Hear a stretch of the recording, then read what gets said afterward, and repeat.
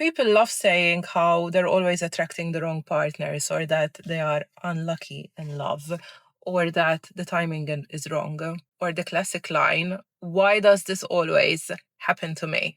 But then when you really look at it, it's usually always the same pattern, just with a different person. And I am going to help you spot it, because there is usually always stages that we go through without even realizing it. Firstly, this starts very early on, like before anything even goes wrong. How you enter the connection sets the tone. So the first question to ask is, how are you showing up emotionally? So if you are someone that can regulate their emotions, like you don't react impulsively, you don't constantly chase reassurance, and you're not someone that creates chaos. So first thing to clear up, a secure nervous system equals stability. And without this, from both sides, the relationship will easily become an emotional roller coaster. And this is where the pattern begins, because the focus becomes being liked and being chosen. Like, think of when you are in the gym, for example, and there is your gym crush. Like, suddenly you start shifting your workouts so that you are working out near them, or you change your times so that you align your workouts at the same time as them. Or even, let's take it into work, like there's a colleague that you like, and suddenly you start aligning your coffee breaks with them. Immediately when you do that, you have shifted into performance mode, because you are constantly performing in order to get this person's attention, which pushes them away, if I might add. Or if you are already in the talking stage, you slip into low maintenance mode and becoming more agreeable. So that way, they won't think that you are too much. And immediately, you are shifting that dynamic, basing it on validation. So in your head, you are thinking, do they like me? And this is worse if you are trying to compete with another woman, for example, when when the question that you should be asking is, are they right for me? Do they tick all of my boxes? It's the same way when you go for an interview. I will tell you now how to take the pressure off. Flip the dynamic, interview them, because what you need to be thinking is this job or is this company right for me? So the moment you ask, is this person right for me? That is when you shift the dynamic. Because instead of seeking validation, you are asking, is this person right for me? Are my needs being met? Am I compromising too much? Vous par vous partez? Non. Sorry? You go to No, no? staying. Vous pouvez avancer un tout petit peu, 1 mètre? Okay, yeah, no problem. OK, c'est Yeah, gentil, no merci. problem.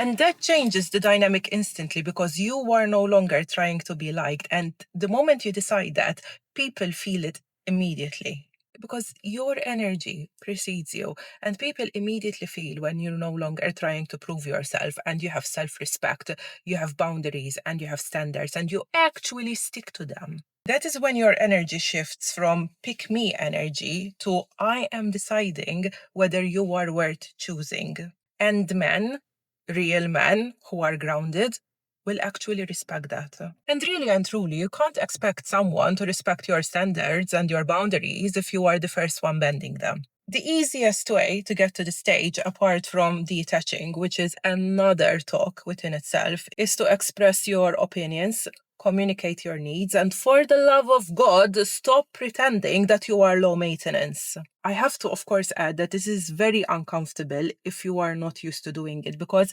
it will remove the safety net of people pleasing. And I won't sugarcoat it. You will lose people when you do this, but it doesn't matter, because you would have dodged a bullet anyway, because the people that you lose would be the ones that were not going to respect your boundaries anyway. And eventually, the more real you are with people and in your relationships, the more you're going to meet compatible partners. Like, even with friendships, let's flip this, okay? Let's flip this to friendships. Let's say you are a homebody who starts unwinding for bed by like 8 p.m. You get in bed with a good book, with your tea, and you feed yourself nutritious food. You train 4 to 5 times a week, a mix between gym and Pilates. And then there's this one-off night where you go out for someone's birthday, right? And then you end up in a club afterwards. This is like an anomaly for you. And you meet a group of girls or like someone, whatever, you meet them in a club. Unless it's a one-off for them as well, it is very unlikely that you're going to have things in common or you're going to get on with these people outside of that environment. Because again, if you are someone who is in bed by like 8 p.m. and then you're at your Pilates class at 7 a.m. the next morning or in the gym, the people that you meet in the gym or the girls that you meet in your Pilates class or someone that you meet in a coffee shop, they're more likely going to be your vibe than someone who you met in a club. The sad part is that a lot of people are in the wrong relationships, and it's not because they fear the relationship ending, because if you isolate the relationship, they don't even want to be in that relationship anyway.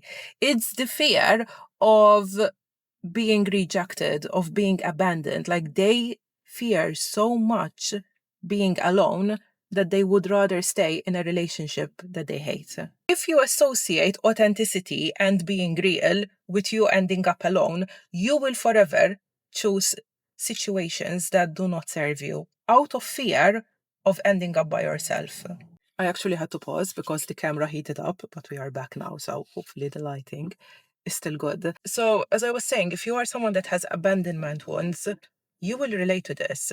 But the thing is, you can rewire your subconscious. So if you are someone who is constantly ending up in the wrong relationships, or you consider yourself as having bad luck, start by noticing your relationship patterns. And this does not have to be romantic, by the way. It can even be friendships, like we said earlier, and it can even be family dynamics. Start noticing the patterns, start noticing the emotional dynamics, and see where you are dissatisfied.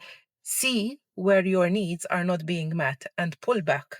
Don't chase and ask yourself, why do I keep choosing this? And once you make that shift and you regulate your emotions, you stop being in pick me energy, you set and stick to your standards, you start showing your authentic self, and you rewire your abandonment fears or any other unhelpful beliefs that you have around relationships. It is only then that you can attract emotionally compatible partners whom you share the same values with and you have a genuine connection, aka a healthy relationship. And on that note, do not be afraid to raise your expectations in relationships. The quality of your relationships will improve when you move away from chasing and trying to be chosen to you doing the choosing by leading your life and inviting people into it.